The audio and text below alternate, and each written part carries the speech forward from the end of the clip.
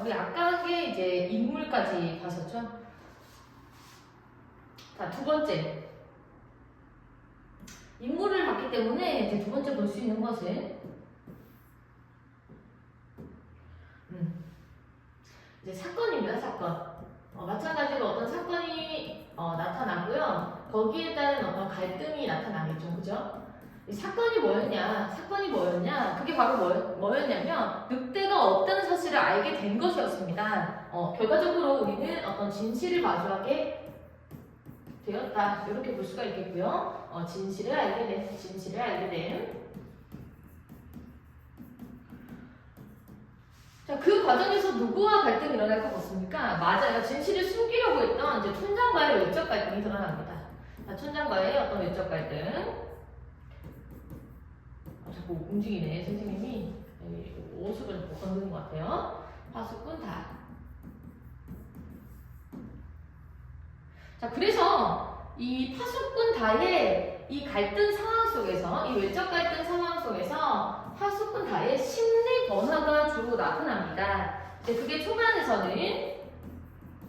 초반, 이제 중반, 후반, 이렇게 가면서 이제 파수꾼 다의 심리 변화가 드러나는데요. 이제 초반에는 진실을 알리려고 합니다. 진실을 알리려고 한다. 자, 그렇다면 이퀄 이제 지배체제의 어떤 문제의식을 가졌다. 지배체제에 문제의식을 가졌다. 이렇게 볼 수가 있겠는데요. 이제 중반 부분에서는 어떤 계략에 휘말려서 굉장히 심리적인 혼란을 겪습니다. 그래서 이 촌장이 이 파수꾼 다들 이렇게 설득하는 방식도 우리가 정리를 해야 된다라고 봐야 돼요. 자, 계략에 굉장히 심리적 혼란을 겪는다. 그래서 이 계략의 방식들, 이제 촌장의 설득 방식, 요런 것도 나중에 시험 포인트가 되겠습니다. 후반 부분, 이제 조용히 그냥 양찰국을 두드려. 선생님, 이게 무슨 뜻이죠? 아직 안 읽어봐서 모르겠어요. 조용히 양찰국을 두드린다 라는 것은 늑대가 왔다 두드리는 거잖아요. 그죠? 그럼 지배 체제에 그냥 순응해버렸다. 그 지배 논리에 순응해버렸다. 결국 우리가 이겼다 졌다라는 거를 정리를 하셔야 되겠습니다. 자, 그래서 결과적으로 이제 갈등 양상은 대립구조예요. 바로 뭐? 진실과 허위의 대립구조다. 이렇게 봐야 되는 거지. 진실과 허위의 대립구조. 이런 것들이 이제 주가 되겠습니다. 그래서요, 진실을 나타내는 어떤 상징적인 단어들을 이제 정리를 할 수가 있어야 되겠습니다. 파수꾼 다가 진실이라고 보는 어떤 소재들은 흰 구름이 어떤 진실의 어떤 의미가 되고요. 이제 촌장이 말하는 어떤 허위로는 일단 망루, 뭐 지킬 게 없는데 지키려고 했던 것이 어떤 지배 체제가 되겠고요. 이리때 다 거짓이죠. 펜만, 덧, 부, 이거 전부 다 진실을 가리는 어떤 허위의 요소다 이렇게 보셔야 되겠습니다.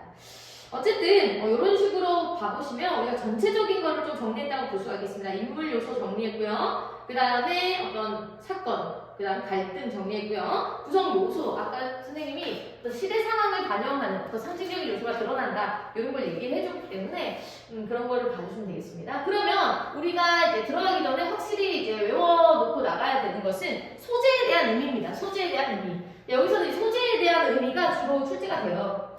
첫 번째 이리때의 의미는 자, 사람들에게 공포심을 맞아. 공포심을 주기 위해서 만들어진 적입니다.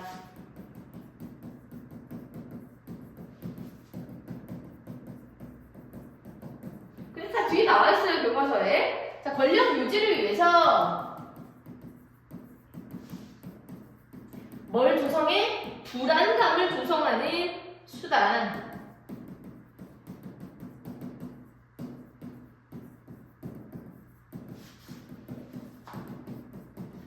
자, 이리 때는 뭐라고요? 사람들에게 공포심을 주기 위해서 만들어진 권력의 유지를 위해서 불안감을 조성하는 수단. 자, 요런 식으로 이제 소재의 의미를 정리해 주시면 되겠고요. 두 번째, 흰구름. 우리 아까 흰구름 뭐라고 했지?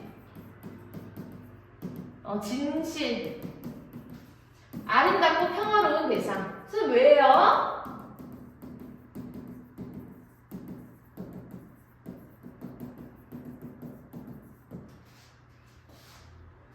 일인 때는 없고 뭐만 있었다? 맞아요. 흰 구름만 있었다. 자, 그런 상황이기 때문에 진실, 아름답고 평화로운 대상 이렇게 정리를 하셔야 됩니다. 자, 세 번째 막루. 자, 막루 우리가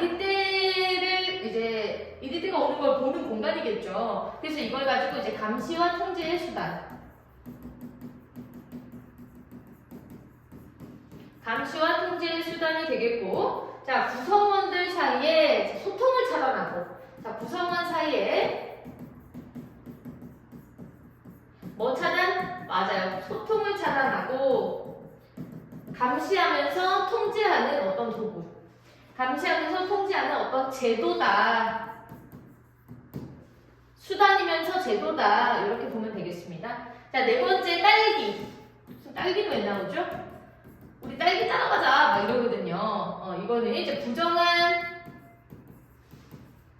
권력으로 얻은 대가.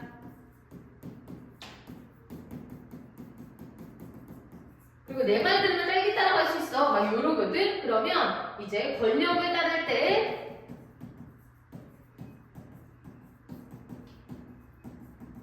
누릴 수 있는 특권. 요런 의미로 들어갑니다. 자, 두 개 남았어요. 양철북과 팻말.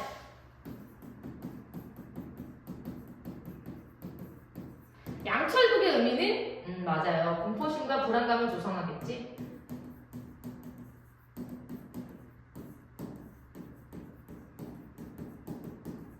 공포심과 불안감을 조성하는 도구. 글씨를 너무 흘렸으나 시간상 조금 마음이 급해서 그래요. 자, 팻말. 팻말. 숨겨진 실리를, 실질 이득을 실리라고 하죠. 독차지하기 위한 수단이다.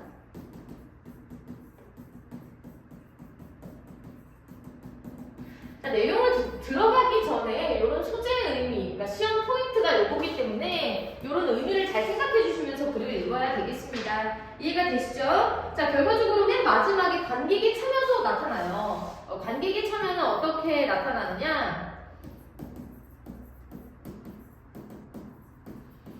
마지막에 뭐 마을 사람들 역할을 맡은 사람 배우는 등장하지 않고 앉아있는 여러분들을 마을 사람들로 칭한다 이거예요. 그래서 그 효과, 등장인물 수의 인물 수의 제약을 극복했다. 이런 효과들을 이제 챙겨갈 수가 있겠고, 또 흥미를 유발하겠지. 우리한테 생각하게 하니까. 그리고 스스로를 성찰하게 된다. 성찰을 유도한다. 이런 것들이 이제 시험 포인트가 되겠습니다. 자, 작품에 두 가지 아이러니가 등장해요. 두 가지 아이러니. 첫 번째, 들판 너머에는 흰구름만 있는데 허구의 이리띠에 대한 공포 속에서 이제 마을의 평화가 유지된다라는 아이러니. 그러니까 뭐 현실은 너무너무 평화로운데, 자, 평화 속에 공포에서 평화가 유지된다. 평화 속의 공포라고 하면 좀 말이 안 되네. 그지? 어쨌든 평화가 숨겨진 어떤 공포 속에서 평화가 유지되는 상황. 그게 첫 번째 아이러니고요. 두 번째 아이러니 같은 경우는 이제 파수꾼 다가 오히려村장의 말에 이제 설득돼서 진실을 밝히려는 다가 촌장의 말에 설득돼서 오히려 진실의 은폐예요. 진실 은폐에 동조하게 되는 어떤 아이러니 이런 것들을 이제 두 가지 아이러니로 설정했다라고 보면 되겠습니다. 그래서요 이런 작품을 가지고 우리는 현실을 비판하고 풍자니까 풍자죠. 돌려서 말하고 있기 때문에 우의죠. 굉장히 상징적인 요소가 많죠. 이게 다 상징이잖아요. 어떤 추상적인 개념을 구체적인 사물로 나타내기 때문에 전부 상징이다. 이렇게 보면 되겠습니다. 촌장의 말하기 방식 같은 경우는 나중에 본문 속에서 한번 정리를 더 하면 될 것 같습니다. 괜찮죠? 이 정도.